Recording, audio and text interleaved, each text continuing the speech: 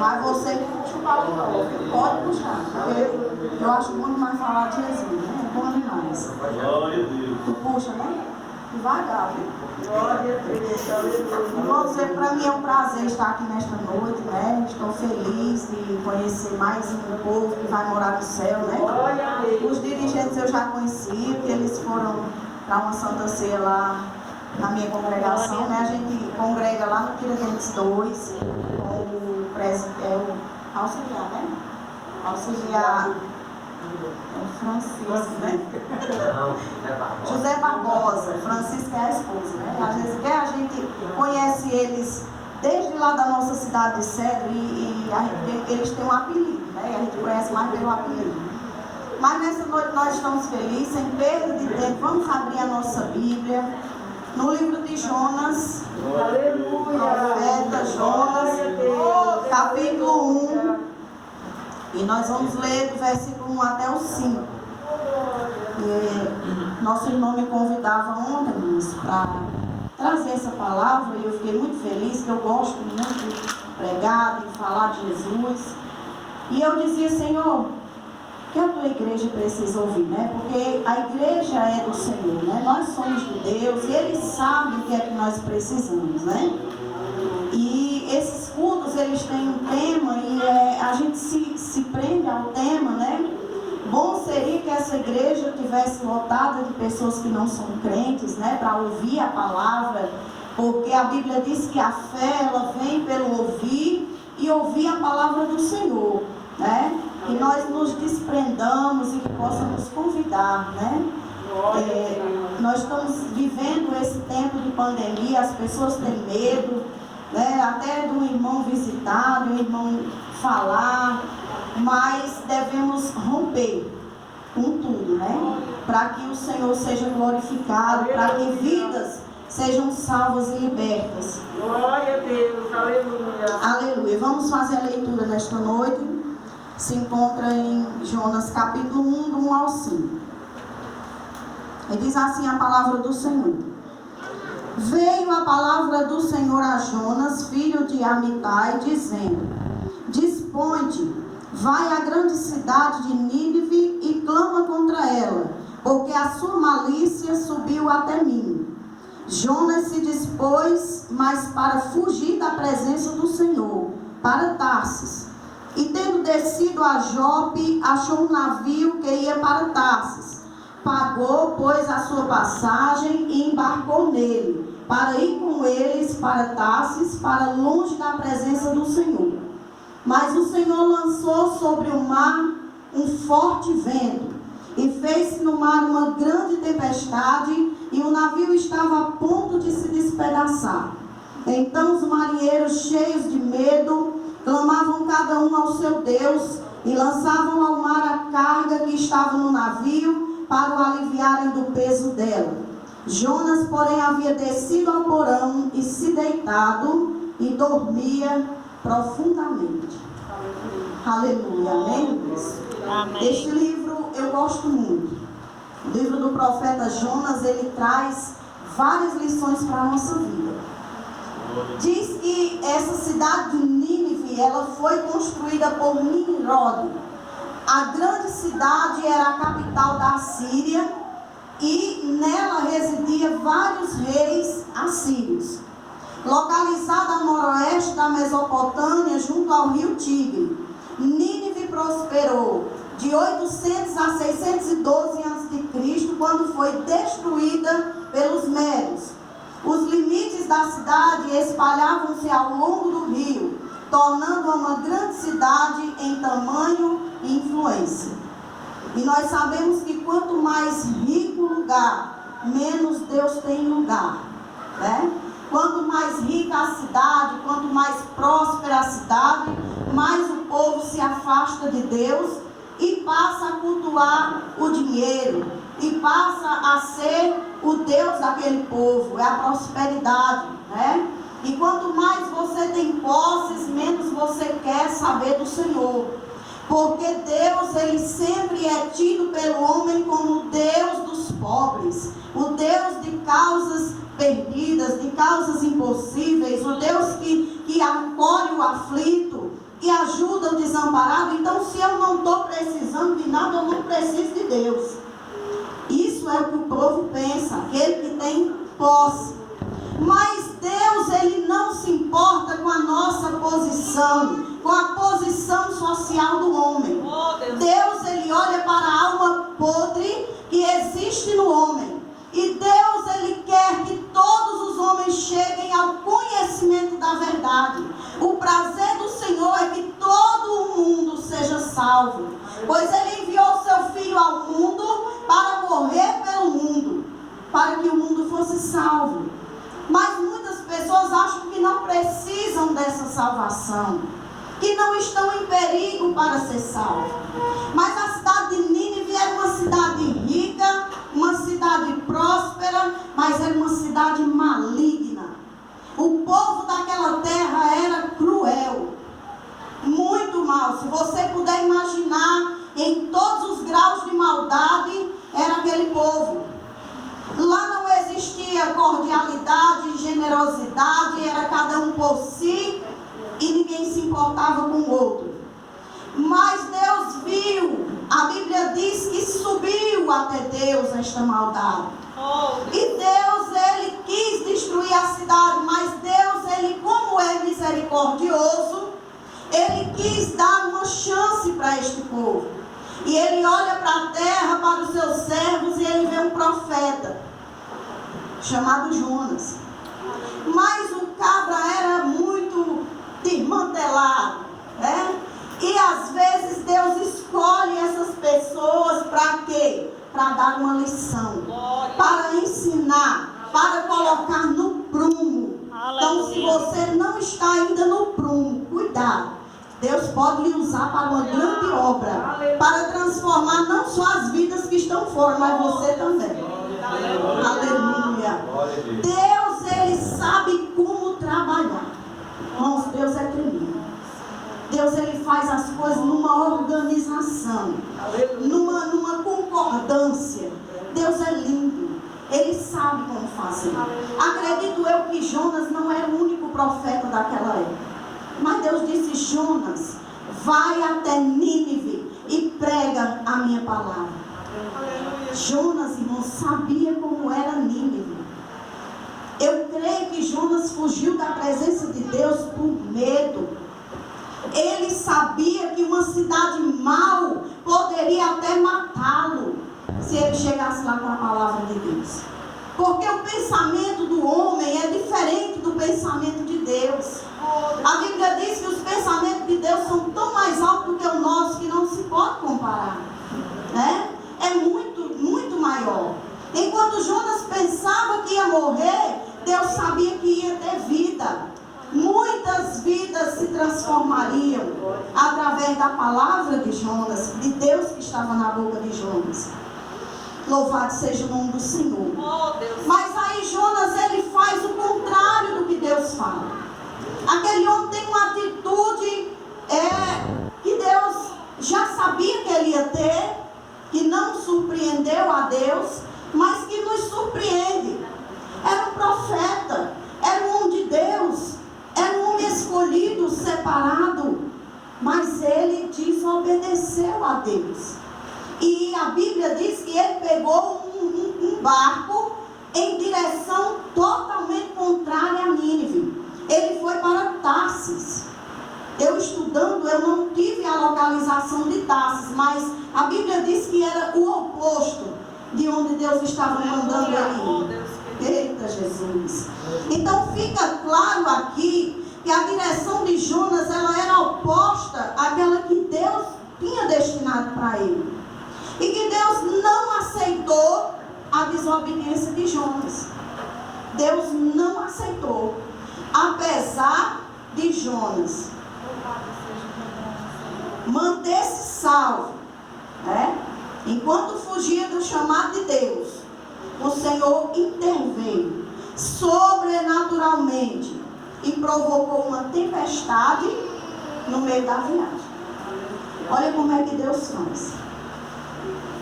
Jonas está lá dentro do barco. Ele ainda não estava dormindo quando a tempestade começou. Muitos dizem assim: ai, a tempestade estava grande e Jonas dormindo.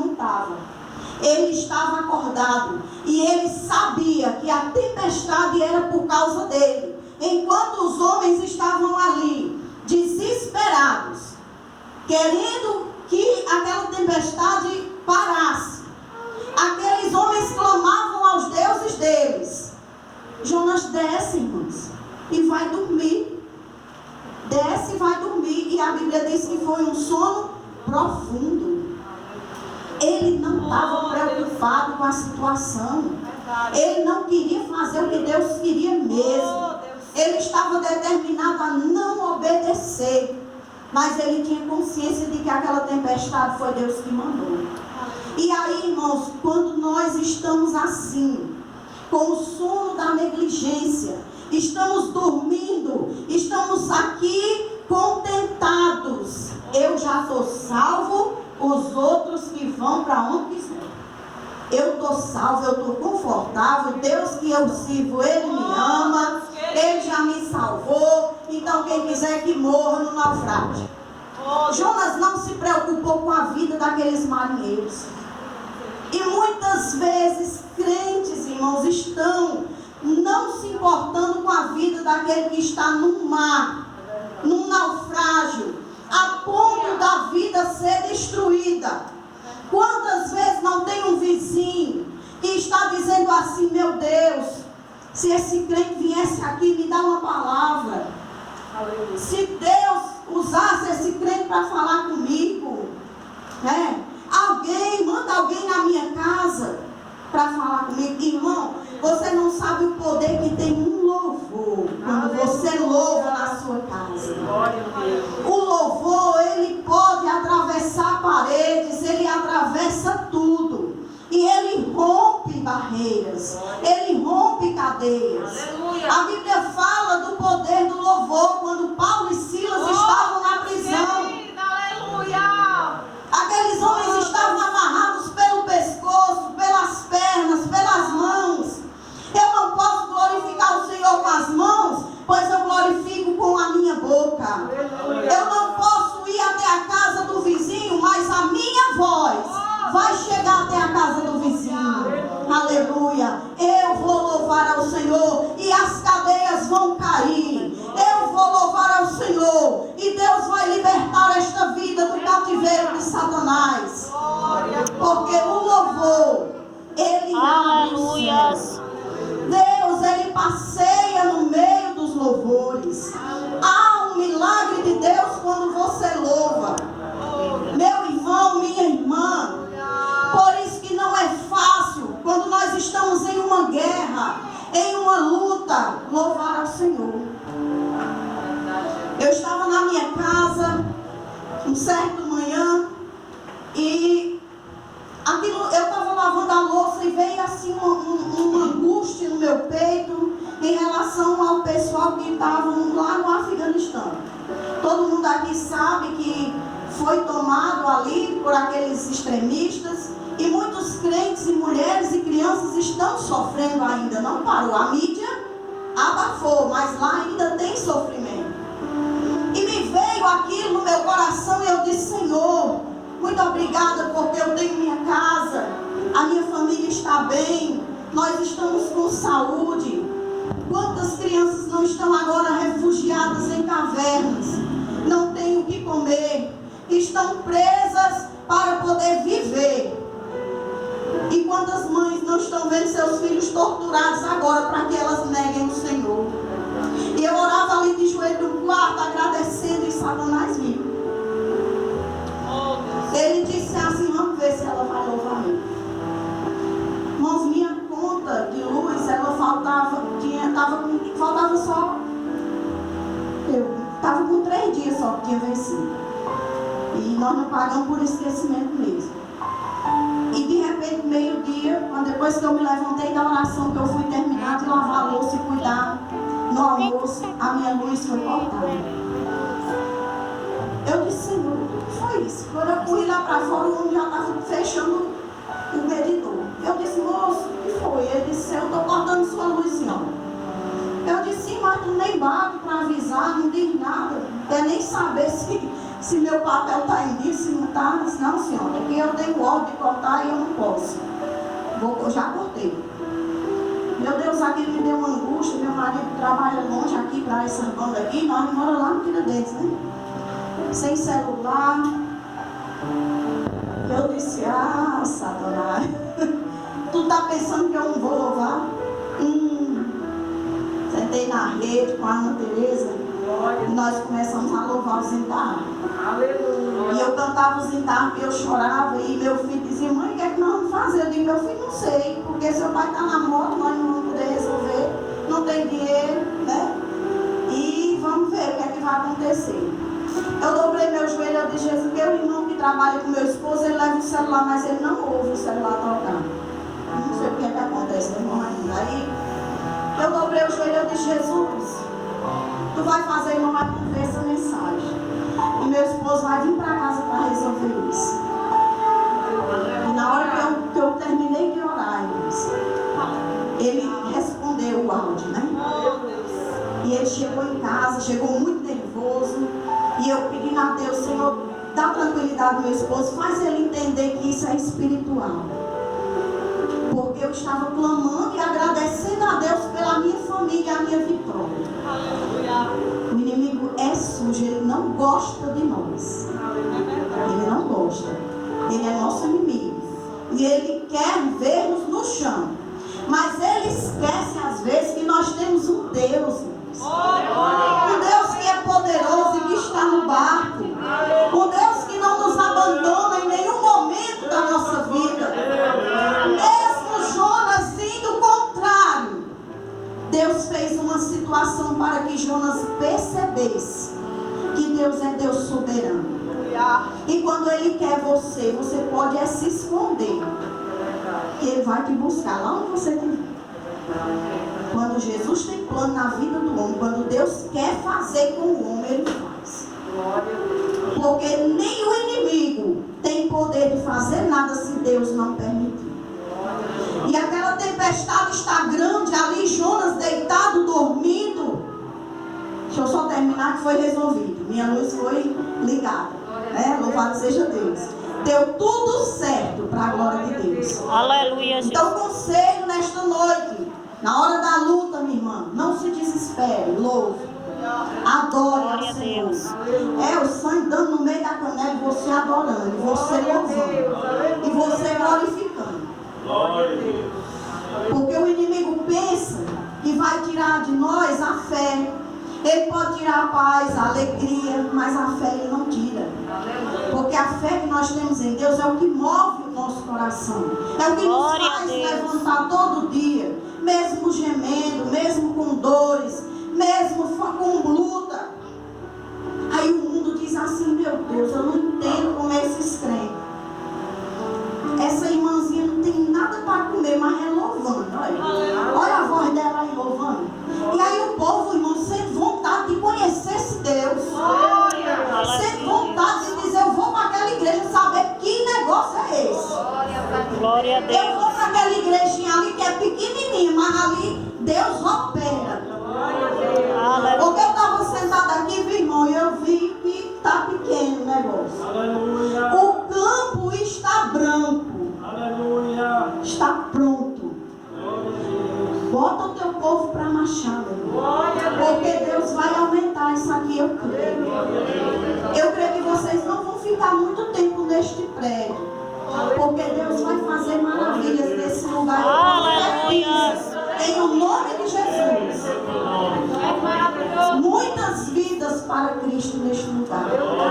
Mas é preciso que os Jonas se despertem.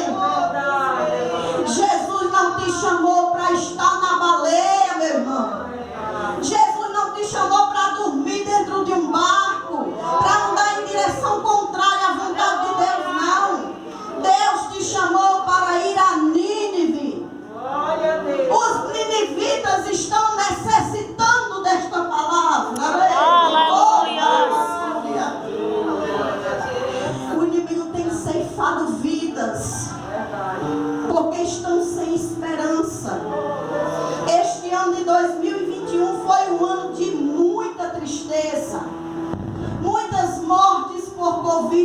19, mas também muito suicídio.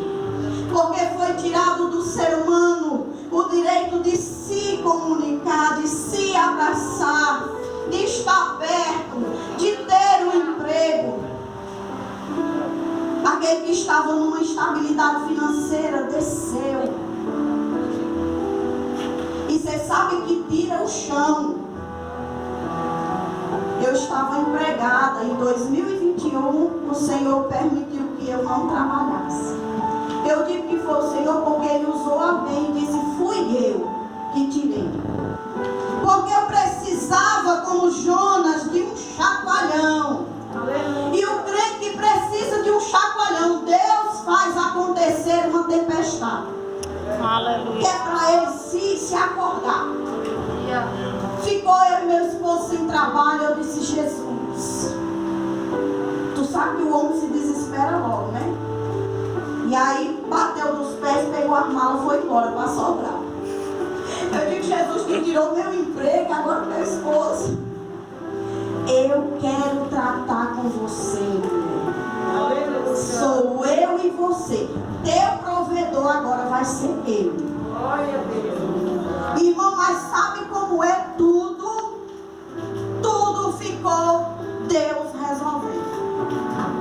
Eu cansei de estar meio dia na igreja sozinha. Eu comecei a fazer campanha, uma coisa que eu não fazia há muito tempo. Comecei a fazer campanha meio-dia. Todo dia, meio-dia, eu estava na igreja. Só eu e Deus. Mas foram os momentos mais felizes da minha vida. Porque tinha dia que eu orava, tinha dia que eu chorava, tinha dia que eu ia só me deitar para chorar. E tinha dia que eu ia só louvar. Louvava. Mas Deus falou tanto comigo. Deus me consolava. Sabe, eu dizia assim, Jesus, hoje não tem, Jesus, hoje não tem, Senhor, a fralda da minha filha. Eu não tenho, Senhor. Não tenho condições de comprar nada. E sabe, de noite o irmão bater na porta. Aleluia. Ô irmão, entre, irmão. Mãe, eu vim te entregar isso aqui. Aleluia. E quando eu abri a mão, irmão, R$100. Glória a Deus. Sabe, do nada. Eu disse, irmão, foi Deus que mandou. Eu disse, eu creio. Glória a Deus. Sabe, de chegar baldes de sopa, frango. Sabe, irmãos, eu não emagreci 1 quilo nessa pandemia. Glória a Deus. Pelo contrário, né? Foi engordar mais. Porque Deus cuida, irmãos, sabe? Você, quando a Bíblia diz que nós somos a menina dos olhos de Deus, acredite. Glória a Deus. Aleluia. Ele cuida de nós, Ele cuida da tua casa, Ele cuida da tua família. Sabe, meu esposo foi para o epicentro da pandemia dentro do Ceará, que foi Sobral. Lá estava morrendo gente, ele ligava para mim e dizia, minha filha, morreu fulano. E eu, Jesus, guarda, Jesus. Porque já tem 54 anos, né? Não tem doença nenhuma, graças a Deus. Mas Deus é fiel, irmãos. Eu digo, Jesus, tu levou e é teimoso, né? Não usa máscara, não liga, né? Eu digo, Senhor, cuida. E Jesus dizendo, eu estou cuidando. Eu estou cuidando, não se preocupe, eu estou cuidando. E era ele lá, irmão, sofrendo, porque nas casas, né? Na casa de um, na casa de outro, longe dessa bênção aqui. E a gente sofria aqui, e essa criança dizia, eu quero meu pai, eu com saudade do meu pai, e isso me cortava, né? Mas Deus teve cuidado de nós. Até o dia que eu cheguei na igreja, eu disse, Senhor, eu não aguento mais ficar longe do meu marido. Não foram 4 meses. Eu disse, Jesus, traz meu marido de volta. Deixa a gente passar fome junto. Né? Porque é melhor do que estar de fartura longe. Não, eu quero meu marido de volta. E aí Deus armou toda uma situação. E ele voltou. E quando ele chegou, Deus abriu a porta de um emprego, de um trabalho, porque ele é pedreiro, né? Aleluia, meu Deus. E depois que essa porta fechou, ele já começou a se preocupar de novo. Ele disse que agora eu vou ter que voltar. E aí eu só com Deus, né? Eu digo, Senhor, está nas tuas mãos. Mas Deus é tão bom, porque Deus fez um mover, assim, sabe, nesse trabalho que ele estava, ele conheceu um rapaz que faz frete.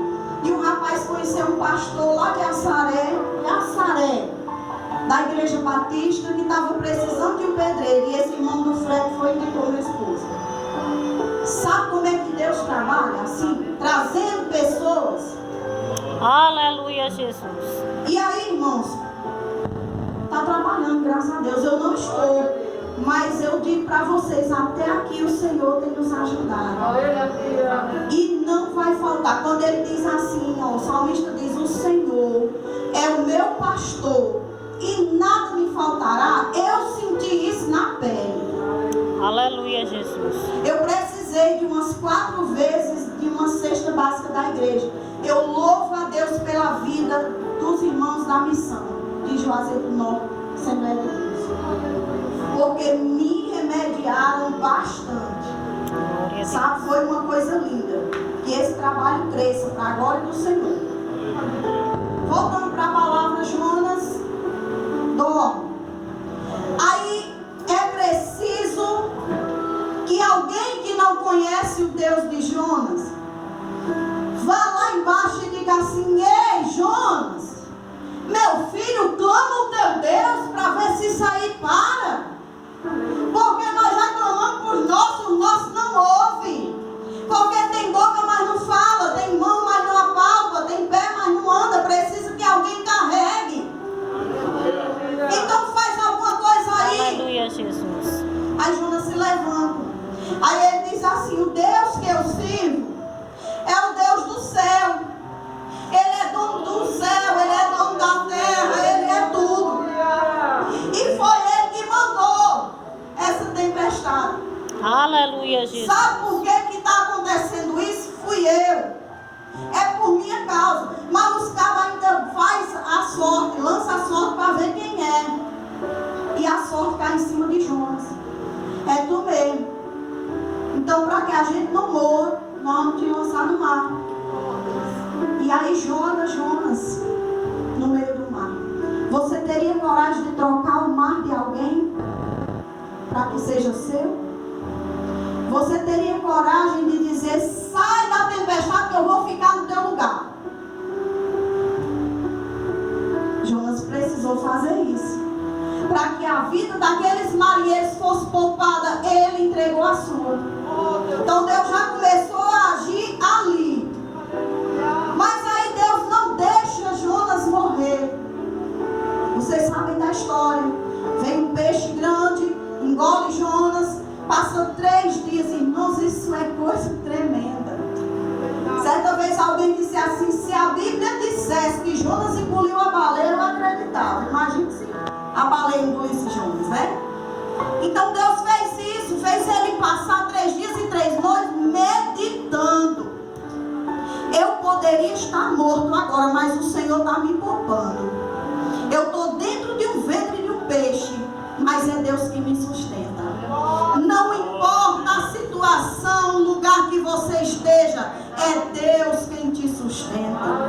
Aleluia. Não importa se o lugar que você está não é aquilo que você sonhou, mas Deus faz acontecer, porque Deus é Deus na tua vida. Sabe, irmão, o alvo do crente não é aqui. A vida do crente não é aqui, é lá em cima, é no céu. Nós estamos aqui só de passagem. Eu costumo dizer que nós estamos aqui como Israel esteve no deserto. Nós estamos passando por uma aprendizagem, um aperfeiçoamento. E eu digo para vocês que está chegando o fim dessa jornada. Jesus, ele vai voltar. E ele vem buscar aquele que está no lugar, aquele que está obedecendo, aquele que está sendo fiel. Irmão, não é mais tempo de besteirinha dentro da igreja. Não é mais tempo de estar olhando para o seu umbigo. Ah, porque ninguém gosta de mim na igreja.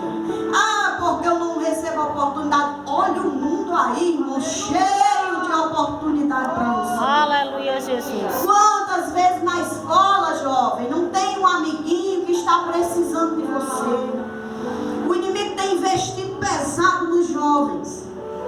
Celulares, jogos,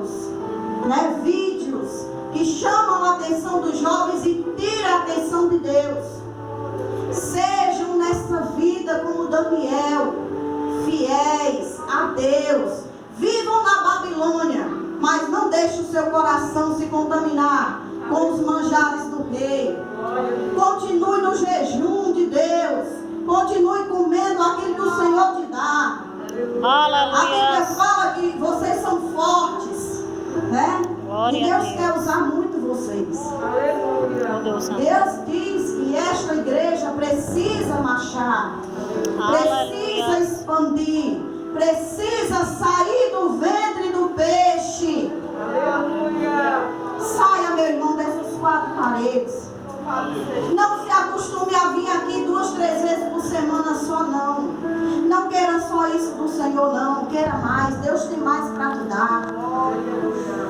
Deus tem vitória. Porque, irmão, quando você cuida de ajudar o outro, Deus trabalha na tua vida. Aleluia. Uma amiga minha estava grávida e ela já tinha tido 2 filhos e 8 abortos. Depois dos 2 filhos. Teve 8 abortos. Ela ligou para mim e disse: Carla, eu estou grávida. E eu fiquei assim receosa, né? Porque 8 abortos.